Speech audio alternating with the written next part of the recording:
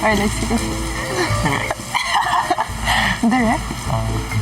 Me at B na rin kayo. Me at B na rin kayo. Oh my God. Ano mo kagabi natulog ako nakangiti. I can't get rage very anymore. Too happy. Si Princess kay Lela rin sumangguni sa kanyang nararamdaman. Pero it's okay to like someone. It's normal. Especially if kasama mo na for like a whole month. Diba? Every day you see that person.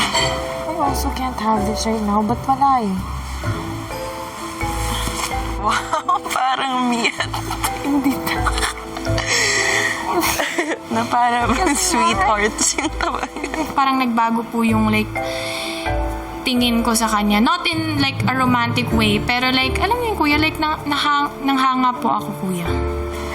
I know kasi, I don't know. Kasi I know how it feels na parang, di ba, initiate yung isang tao, tapos biglang iwan ka sa area. Ayoko naman Oo, ganyan.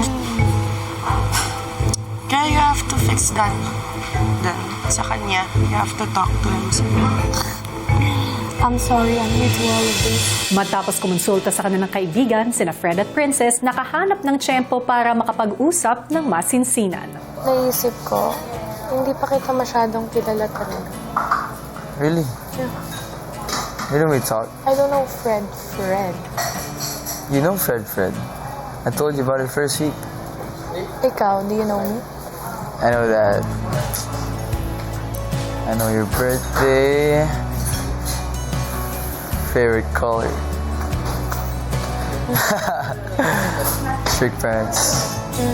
Siblings. Ilan? Isa. Tama. Tama. Older sister. Yeah, tama. Wow! Ano na to, getting to know stage? Talking stage ba to? So weird, bro. Tapos nasa loob pa tayo ng bahay ni Kuya. Pero yun lang. I just wanted to be clear. Yeah. It is mutual.